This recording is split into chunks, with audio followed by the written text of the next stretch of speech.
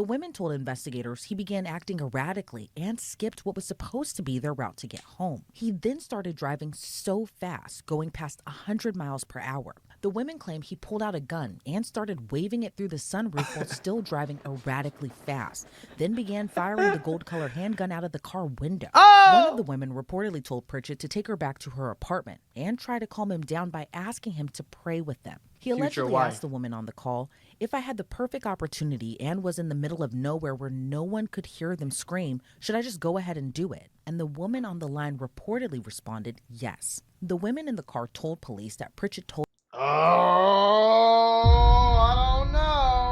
them, "I'm gonna F y'all and then kill y'all." By this point, the women said they were texting one another during all of this, but told authorities Pritchett then started pointing the gun at them and took their phones away so they couldn't communicate with each other. That expanded from Texas to Qatar. It's going down.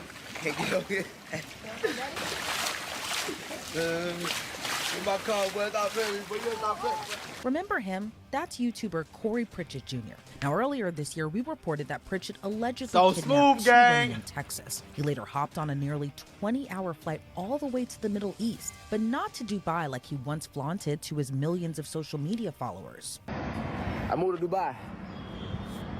The people just want me. Oh, okay. Feels so good out here. My kids, listen. So I'm having more kids, right? With my future wife, for sure. And Aiden, my kids are gonna be homeschooled, bro. It's getting real wicked in the United States. A lot of y'all not paying attention because a lot of y'all sleep, and the news outlets are not speaking on a lot of that's going on. He ain't lying about that. It's gonna get real over there. Y'all might think I'm lying. Y'all might think I'm just talking. Y'all seen other people probably saying it, but you know people don't believe until the shit hit the fan. That's one thing I noticed about most people in the United States. They want to party, live life, until it hit the fan. But what this got to do with you kidnapping girls, though, bro? Do your homework. Did you kidnap the girls or not, bro? I think that's what you need to be on here trying to you feel me? I think that's what you need to be on here trying to talk about and like defend yourself, gang. Because you keep talking about it. This ain't what this doing for you, gang. He instead ended up in Qatar. So how does a content creator with millions of followers end up on the FBI's radar? Well, it first started on November 22nd. The FBI? Like, hold on, wait a minute. FBI, open up! Is this a Houston Police Department case or is this a federal case? Because if it's a Fed case, FBI, open up! I ain't gonna lie, it's gonna get very wicked for bro. With Pritchett. The unnamed woman told investigators she and a friend met up with Pritchett. First, it was harmless fun, like working out, ATV riding, and bowling. But it was that trip to the bowling alley where it took a dark turn. The two women reportedly felt like something was off when Pritchett and his two friends started acting strange. According to one of the women, they were repeatedly looking around, seemed on edge, and were acting suspicious. That's when they learned Pritchett and his friends were having issues with another group at the bowling alley. So the two women told Pritchett if he continued acting that way, he should just leave with his friends. So he left. But after some time, the women texted him to get their things out of his car. They all met up at an HEB, and Pritchett switched up his mood and offered them a ride home, and they said yes. But this is where it get confusing to me. Because even though we did watch a video where he explained that he did a terrible job explaining his side of the story, but my question is still there.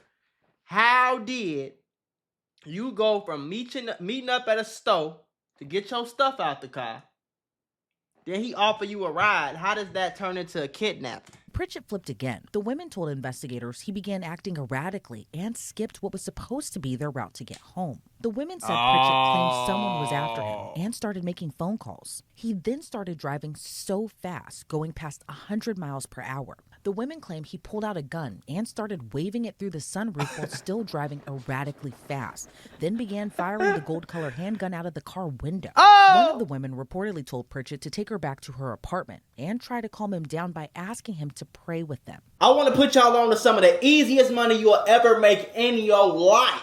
Freecash.com is a website that allows you to literally get paid hundreds of dollars just for playing video games on your phone. All you need is an email and a password. Follow the directions on each of the campaigns and you can earn at least $100. My personal favorite game to play was Sunrise Island, and when I clicked on it, they had a $370 bonus. I got $370 just for playing a video game on my phone. On average, it only takes about 17 minutes for most people to start earning money on freecash.com. So if you need some free, easy, extra money, go to freecash.com, click the QR code right here, or go in the description below and start getting that bag. You did? But he still continued driving crazy fast down the I-10 highway. One of the women told police, that's where it turned into kidnapping, though. You know what I'm saying? If I'm in your car and I say, can you take me back to your apartment? And I'm repeatedly asking and asking and asking and asking. I'm repeatedly asking. That's when it turned kidnapping. But honestly, though, if I was in the car, I ain't gonna lie to you. If I was in the car and ain't nothing happened to me, what the hell I'm going to the police for? Like, what I'm gonna get out of that? I'm gonna get $5 in a Chico stick?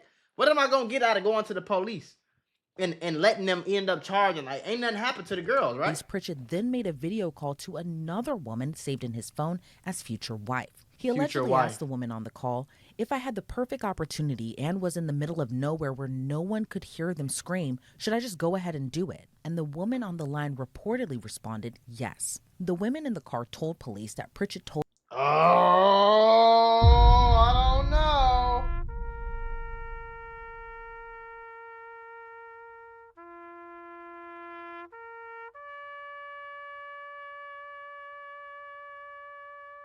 It's getting spooky now. them, I'm going to F y'all and then kill y'all. By this point, the women said they were texting one another during all of this, but told authorities Pritchett then started pointing the gun at them and took their phones away so they couldn't communicate with each other. According to police, Pritchett then pulled off the highway onto the shoulder of I-10 near Sealy, Texas. Seemingly with a change of heart, he told the women to get out of his car, allegedly telling them this is your only opportunity. So you can imagine how scary this is. You're dropped off in the middle of the night, left stranded, and your phone is taken from you. Right. The women told police they spent more than an hour along the side of the highway before they were able to flag down a driver who called 911. But their stories were corroborated by a huge clue that would help investigators piece together what happened. Called the police. One of the women had the Life 360 app on her phone, and screenshots, which included timestamps and the route they took, supported the victim's story of what happened. Pritchett was ID'd through his driver's license and social media pages. But a huge problem. When investigators reached out to him, his phone was no longer in service. Of course Instead, not. they found out through his TikTok that he was planning to move to Dubai. So here's where the FBI steps in. I don't know what the hell you went to Dubai for. I don't know what you went to Dubai for. Like they was gonna keep you safe out there, boy. Dubai, lock your ass up Found too. out Pritchett didn't buy a ticket there. Instead, purchased a one-way ticket to Qatar on December 9th. It didn't stop authorities, though, from charging him. And December 26th, he was charged with aggravated kidnapping. And despite the serious charge, Pritchett, like most content creators, kept on posting. On January 4th, he posted an article from the Houston news station KPRC, along with the caption, in part saying, "Let the show begin, hashtag Houston, Texas. Let me show you how to take the monsters down the hashtag smooth way." You see it say accused, right? Don't worry, LOL. I'm finna give you the details on here and in the court of law. Well, that all caught up to him, and this week he was arrested on the aggravated kidnapping charge. And all the wealth he flaunted on social media might have just been that, for social media. According to KPRC in Houston, his financial affidavit showed he requested a public defender, reporting his monthly income at a whopping $0.00 and no listed assets. I want to give a huge thank you to you, our viewers, and our amazing sponsors.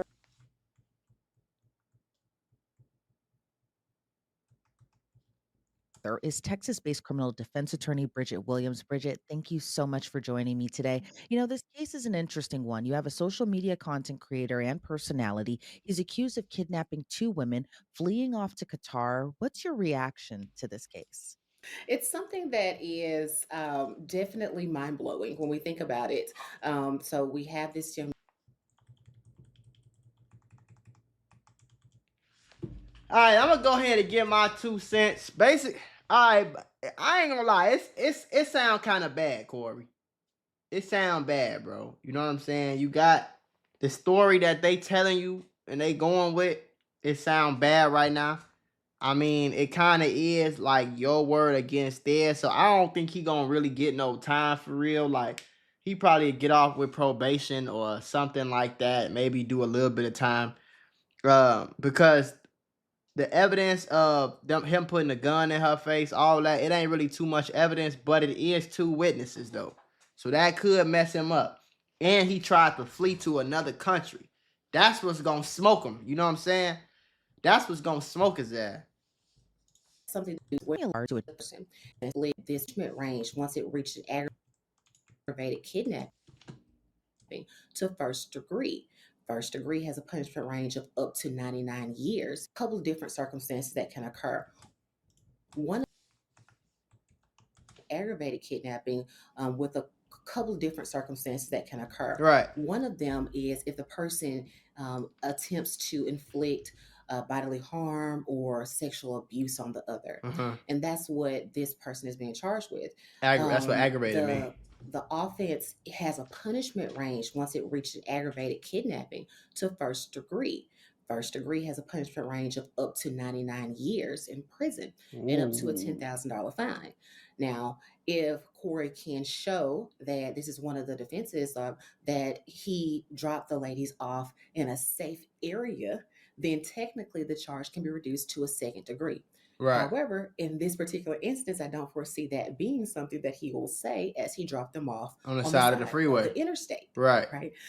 So that doesn't make it a safe environment. But if a person can show that they did release the victim into a safe area, then their charge from aggravated kidnapping can be reduced from a first degree to a second. Wow, that's just a lot of time. Plus, the gravity of the situation is very serious. And I remember when this story first came about, and it seemed through his social media that Corey Pritchett didn't appear, I should say, he didn't to take be it really serious. kind of taking it seriously. Yeah, kind of on just go off God. what he put on social media. He kind of He even didn't take it blamed serious, the boy. women he was with. So I kind of, given everything that we know right now, I want to ask you, do you agree that this was the right charge in this case? I do think it's the right charge because this is based off of what the women have said to the investigators. Because otherwise, it would just be a kidnapping. Right. If I was Corey's defense counsel, now I would make this be a trial case because there's several issues here with the case. Right. So it could be it's a interesting portion for this particular case. So the first thing to think about is that the women voluntarily got into the vehicle with him, and that's going to be something that defense counsel raises. Right. Now it transitions, and this is the arguable part here, is that it can transition into a kidnapping when the women have stated in their testimony with investigators that he pointed a gun at both of them and stated in some very colorful language that he was going to sexually abuse them and then even kill them. Now, one thing that might Kim is if the police put pressure on whoever future wife is. Because y'all heard what she said. She said that he got a FaceTime call from somebody with the name saved as future wife. She said, if you think ain't nobody around, you think I could just go ahead and end their life, unalive them right here, and ain't nobody gonna hear them scream nothing. And she said, yeah. Now, if the police find out who that is, which they probably gonna find out, then if the police ask her if that's what was said, and she snitch on this man right here, ladies and gentlemen, we got him. it's over. And so that's when it transitions into an aggravated kidnapping at that point. Now, the text messages between the women and Corey, that's going to play a very important role in if this case continues to be a trial or if he accepts some type of plea agreement. And so that information would really be important as far as it being a trial or a plea agreement. Right. And I'm sure, when investigators probably first learned of this case, it probably is hard for these two women to go and tell police, we met this guy, we hung out with him all day, we went to the bowling alley with him. Then all this stuff happened. He dropped us off on the side of the road. But investigators say they used one of the women's phones using a Life 360 app to kind of piece together what had happened, corroborating further. But we not gonna act like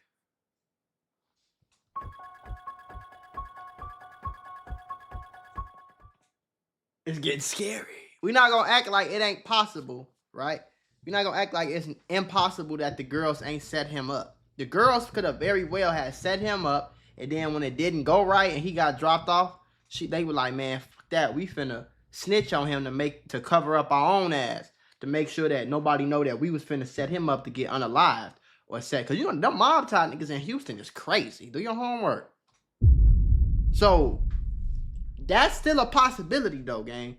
It's many things as Corey probably did slow. It is very possible for them two females to have mob ties in their back pocket, and for him they might have dated him, went on dates, had a good old time all day, and the whole time have been setting him up. That's very, very possible, folks. So I don't want to rule that out. But this is what I be telling y'all niggas. Cause see, when Mako be talking, y'all be thinking everything be a joke. Do your homework on jokes. Do your homework on y'all think this is funny money. That's what you think? No, it's not funny money. Okay? Get you a nice girlfriend. You ain't got to think about this shit. Get you a nice girl. You ain't got to worry about no girls. Ain't no bitch accusing me of kidnapping nobody. You know why? Because I'm with my girl all day. Hey, shit, we chilling. Do your homework. Y'all better stop tweaking, folks.